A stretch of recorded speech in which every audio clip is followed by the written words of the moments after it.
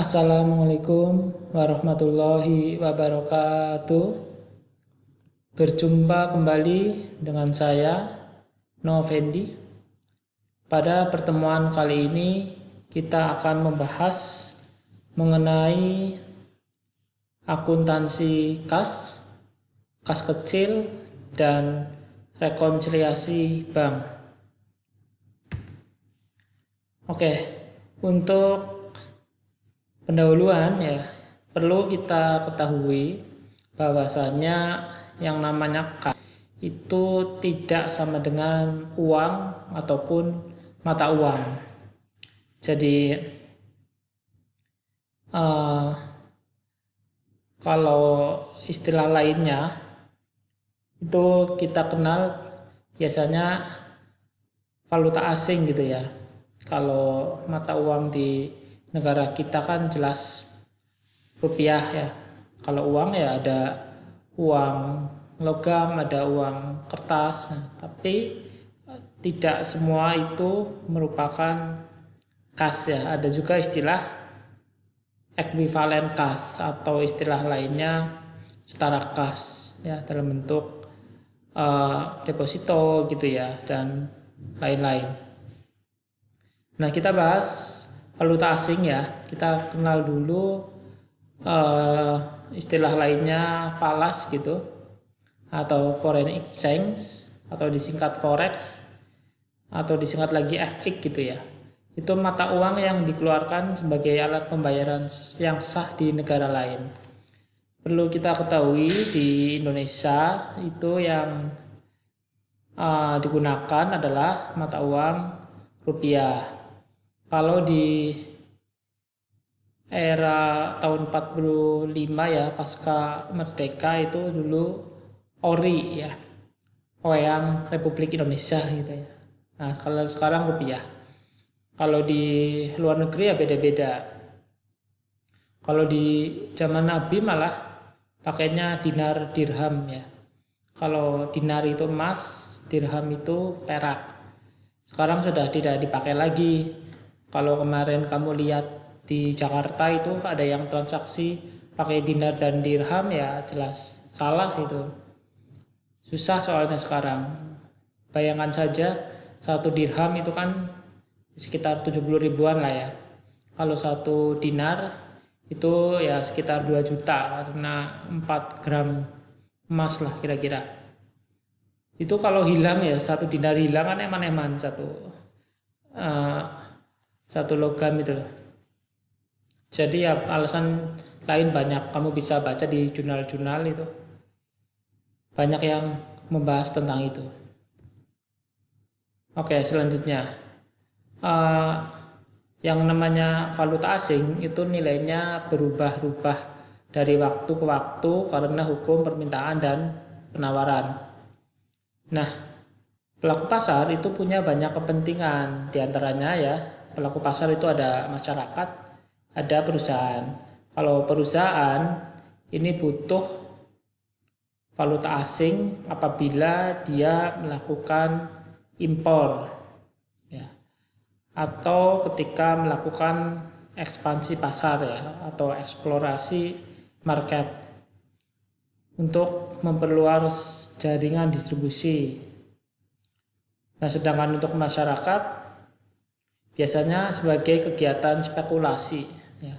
Istilah lainnya itu spekulan ya, para investor yang tidak potensial ya kan. Investor ada dua ya, investor yang potensial, ada investor yang tidak potensial.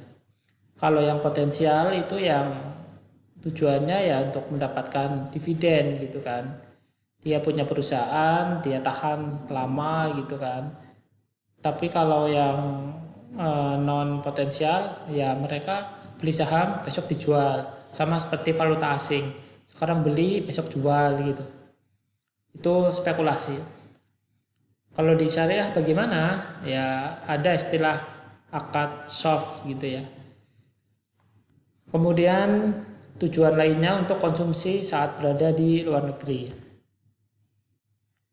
Ini contoh-contoh valuta asing ya. Ada dolar Amerika ya, ini disingkat USD, US dollar. Kalau Inggris pakainya pound sterling ya, Great Britain pound sterling ya. Kalau selain Inggris di Eropa itu pakainya euro ya. Kemudian di Indonesia itu Rp ya, rupiah. Kalau disingkat apa? IDR ya, Indonesia rupiah. Nah, dalam valuta asing juga dikenal istilah kurs jual dan kurs beli ya. Kalau kita mau keluar negeri kan, kita kan butuh uang yang akan digunakan di sana. Nanti misalkan kita mau ke Jepang, nah itu butuh yen, nah maka kita pakai kurs jual gitu. Nanti ketika pulang dari Jepang mau kita rupiahkan, kita pakai kurs beli gitu. Jangan kebalik ya, ini sering kebalik soalnya, kurs jual dan kurs beli. Dan kurs jual pasti lebih itu ya, daripada kurs beli. Selanjutnya untuk akuntansi terhadap kas, ini ada beberapa perlakuan. Yang pertama ini kadang-kadang ada yang disimpan di perusahaan, di brankas, itu sebagai kas di tangan ya, cash on hand. Ada juga yang disimpan di bank, itu namanya cash on bank, cash in bank. Nah kemudian ada juga petty cash, kas kecil. Kita langsung ke kas kecil aja ya. Jadi dalam pencatatan kas kecil, kalau pengertiannya ya untuk pengeluaran yang relatif kecil, karena beda-beda tiap perusahaan. Satu perusahaan menganggap batasan pengeluaran dianggap kecil itu ya maksimal 2 juta misalkan. Kalau di perusahaan lain misalkan 5 juta. Jadi relatif tidak mutlak. Ya beda-beda tiap perusahaan. Seperti kecantikan perempuan ya. Kalau menurut saya ya istri saya paling cantik. Tapi kalau menurut kamu ya mungkin pacar kamu lebih cantik ya. Yang punya pacar. Kalau yang belum ya alhamdulillah. Kamu yang paling cantik berarti ibunya gitu. Nanti kalau sudah punya pacar ya tetap ibu harusnya sebetulnya ya. Istri atau pacar itu nomor 2. Pertama harusnya ibu tetap. Kalau laki-laki loh. Relatif ya tadi. Nah, metodenya ada 2, dana tetap dan fluktuasi.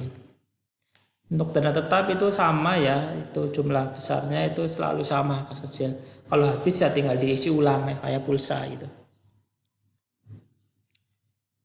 Itu ditulisnya ya sebulan sekali gitu. Ketika mau habis, bukan setelah habis ya, ketika hampir habis. Kalau fluktuasi itu ketika ada pengeluaran langsung dicatat, itu bedanya ya, bedanya dana tetap atau impres dan fluktuasi. Oke, kita langsung ke rekonsiliasi bank. Ini perlu pemahaman lebih dalam soalnya ini. Jadi ketika kita lakukan penyesuaian gitu ya, di akhir bulan atau bahkan akhir tahun, itu terkadang antara saldo kas yang menurut catatan perusahaan itu ketika dibandingkan dengan rekening koran dari bank itu beda. Nah, yang betul yang mana? Ya nggak tahu ya, harus dihitung dulu, direkonsiliasi. Malah biasanya nggak ada yang betul gitu ya, akan ada selisih. Nah cara menghitungnya bagaimana? Ini ada 3 cara ya. Yang pertama menggunakan rekonsiliasi 2 kolom, kemudian 4 kolom dan 8 kolom. Tapi yang akan kita pakai yang 2 kolom aja. Ini yang untuk mencari saldo yang tepat atau benar. Kalau 4 kolom dan 8 kolom biasanya ini digunakan oleh para auditor ya. Ini auditor, akuntan pemeriksa. Gitu. Ini rumus, bukan rumus sih. Biasanya ya berdasarkan pengalaman, ini yang sering terjadi ya. Ada pos-pos yang bisa menambah maupun mengurangi saldo kas perusahaan. Yang menambah itu ada wesel tagih. Bukan wesel bayar ya, wesel tagih. Apabila kita piutang gitu loh. Kalau wesel bayar itu kan apabila kita punya liabilitas ya atau utang. Kemudian pendapatan bunga, kalau syariah ya bagi hasil gitu aja. Kemudian koreksi kesalahan. Kemudian cek kosong. Nah, cek kosong. Cek kosong itu yang apa namanya? Misalkan sudah ditulis ya sebesar sekian, tapi ketika dicairkan itu dananya kurang gitu ya. Nah itu disebut cek kosong. Kemudian ada biaya-biaya bank ya, contohnya biaya penagihan wesel, biaya administrasi dan lain-lain. Kemudian untuk saldo kas bank ini yang biasanya menambah itu adalah deposit and transit ya, setoran dalam perjalanan. Kita misalkan setornya tanggal 31 gitu, sudah kita kasihkan uangnya ke bank tapi sama bank belum dicatat. Sudah diterima tapi belum dicatat. Itu namanya deposit in transit. Setoran dalam perjalanan. Dicatatnya keesokan harinya, misalkan tanggal 1 gitu loh. Kemudian yang mengurangi itu outstanding check, cek yang masih beredar. Jadi ketika kita menerima cek gitu ya, tapi belum kita cairkan atau kebalikannya, kita ngasih cek ke customer, kemudian dia belum mencairkan, itu namanya cek yang beredar. Ini contoh dari rekonsiliasi bank PT Sanjaya, ini dia yang bikin. Ketika akhir bulan itu ternyata kas menurut perusahaan 16 juta sekian, menurut bank, menurut rekening koran ya itu 19 juta sekian. Kan beda ini, harus disamakan, harus balance ya, akuntansi kan harus balance. Nah ternyata ketika dicek itu ada piutang wesel 6 juta, kemudian ada pendapatan bunga ya untuk wesel 400, kemudian jasa giro ya ini juga pendapatan ini menambah 54.000, jadi totalnya 6.454 ini. Kemudian menurut bank ini 19 juta sekian, ternyata ada deposit in transit tadi setoran dalam perjalanan 4.400 sehingga 4.400 ini penambahannya. Kemudian dikurangi kalau di perusahaan itu ternyata ada biaya bank ya 26.000 belum dicatat, maka kita catat sebagai pengurang. Kemudian cek kosong 886 sehingga pengurangannya 912. Kemudian untuk yang menurut bank itu dikurangi cek yang beredar 1.346 ini. Jadi ini pengurangannya. Tinggal dihitung aja kan, ini kalau yang perusahaan 16 juta ini tambah 6 juta sekian kurangi 900.000, hasilnya 22.518. Menurut bank ini 19 juta sekian dikurangi ini ditambah 4.400, kemudian dikurangi ini 1.346. Nah kas yang sesungguhnya ini sama udah balance ya 22.518. Ini setelah dilakukan rekonsiliasi bank. Itu ya gampang sebetulnya kalau sudah tahu pos-posnya ya, ini cuma segini kok. Itu ya sebetulnya tidak rumit ya, kadang-kadang kita tidak mau mencoba ya, belum apa-apa udah pasrah sehingga tidak tahu hasilnya nanti. Harusnya ya dicoba dulu, kalau nggak tahu ya tanya teman sekelas, tidak ada yang tahu, nah tanya saya.